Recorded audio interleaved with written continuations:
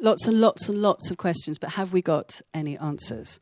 So I just thought I'd like to just run down the line and asking each of you in turn just what stood out for you this afternoon. Is there anything that you'd like to sort of say that you felt? I mean, Dai, you were just saying that you felt something was still very much missing from the conversation. Would you like to say that, or what else stood out for you? Well, I think what I was saying there was I think the framework within which the arts are made in Wales and enjoyed in Wales, Stefan's point really, we have to remember the framework in which we find ourselves all the time. I mean, our demographic is very spread, our geography sometimes is inimical to the kind of critical mass that a friend there was talking about as well. And I think there are issues of the fragility, really, what I call the civic entity of Wales as we go into the 21st century that isn't fully addressed, and particularly in the press. I mean, I think we have very poor arts coverage.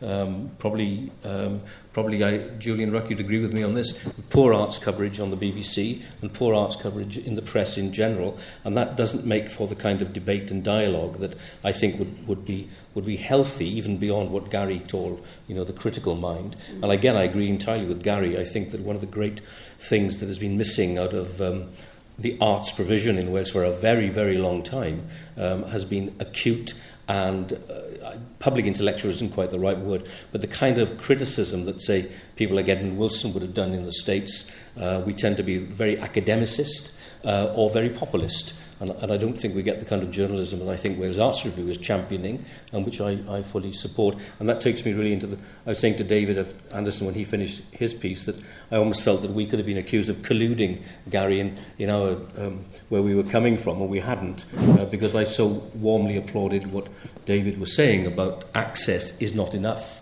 And engagement, in a sense, I think was one of the words we were looking for, but you were implying, I think, something rightly deeper, which is that kind of holistic ability, really, to express a togetherness, which, and I am an historian, which historians can see happened in parts of Welsh life in the 20th century, and which we have lost one way or another. And deindustrialisation was one of the ways in which we lost it, and neoliberalism is another. Thank you very much. I mean, I think just one thing I'd like to hold on to here is the sorts of things that can be brought forward that are somehow linked to available resources and money, and those that aren't. So what are the non-financial things? And just to bear in mind, because there are some things about attitude or about, I thought Paul's point about, you had a nice phrase, about contagious freedom. That doesn't cost anything. So I think that level of critical debate, how much does that cost? What is the resource issue around elevating debate and critical debate? Because I would argue that it might not be a resource issue, it's something else, in which case can we start thinking about what those what might need to be put in place to raise the critical debate. Chloe, would you like to say for what stood out for you? Well, I'm going to try and be positive and optimistic here, because I think there's time for that after today's very interesting and varied conversations. What stood out for me is the contributions from the young people here today. I think we found answers to what we're talking about through some of the very eloquent young people we've seen on stage and at the various groups. This is because they ask the right questions and they are seeking the right answers. And perhaps some of us who may not be as new or fresh into this debate can't see that. And if I can reference what John said earlier about the independence debate in Scotland, and whatever side you were on with that, it was clear what was inspiring for many of us was the level of engagement and participation in a debate, including amongst the young people.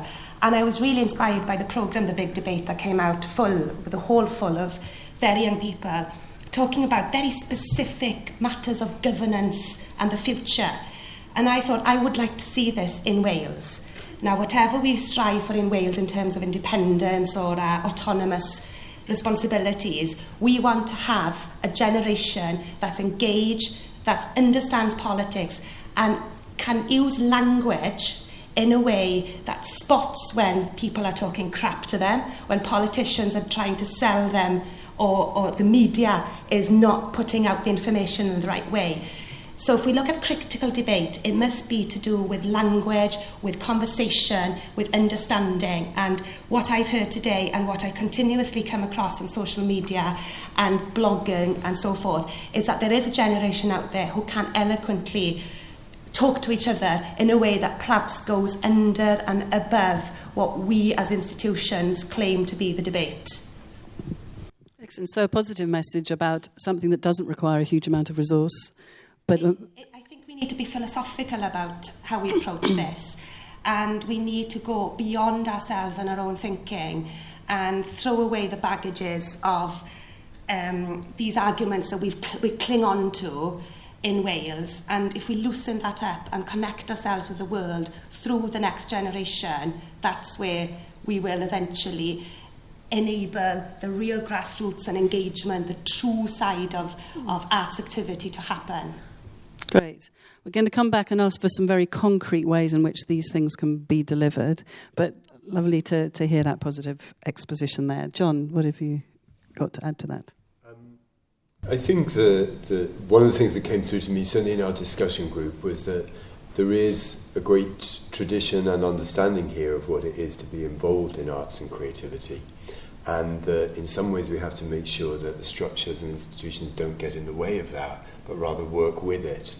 And I think in terms of imagining the world of the arts and the world of people who engage with the arts in the future, that there are great clues here and in Wales about a kind of community of artists and people who are engaged in arts. I think that, as Cleahey said, things like social media, social networks can be part of that, as can the most traditional meetings that we have. But I think the thing about communities, as we all know, is that the word fear was used. Communities can foster fear, as well as hope, and as well as support. And we have a decision to make, really, about, as an arts community, what kind of community do we want to be? Do we want to foster, as Gary's put it, rumour or whispers or grudges that are long held? Or do we want to take a few things on the chin, accept that we're not always going to agree, and yet be supportive of each other? I think that's what I feel the best of the conversation today, is that sense of, okay, it is okay to say what you think, it is okay to disagree, and that isn't going to undercut the basic need, which is to support, to listen to, and to champion each other's work. Great, thanks. I mean, I think a question, all really interesting points, but can we perhaps, when we get round to the next part of this conversation, think about what is the role of artists in that, to challenge perhaps some of these obstacles that people are referring to, whether it's rumour, the size of the community, things that keep people quiet, that hold people back.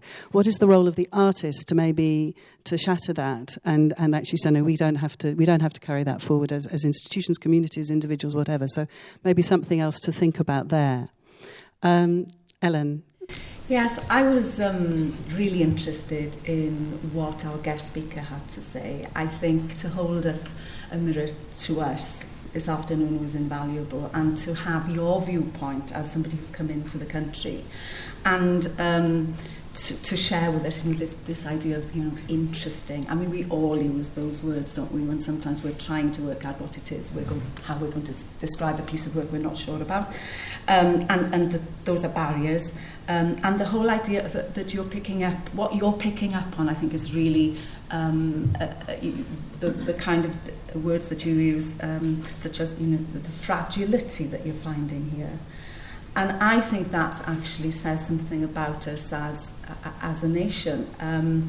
There is a fragility here, and I think I've picked some of it up on the hangouts that I've been watching over the last few weeks. That actually that's impacting on the way we are expressing ourselves in a confident way, because we are afraid to offend from time to time, and I do come across it where I am in North Wales, unfortunately, and I think that is holding us back, and we need to be able to break free. So you reminded me of that, and I think it was helpful, though that doesn't sound very constructive, but I think that's part of the process of getting where we need to go. Thank you very much.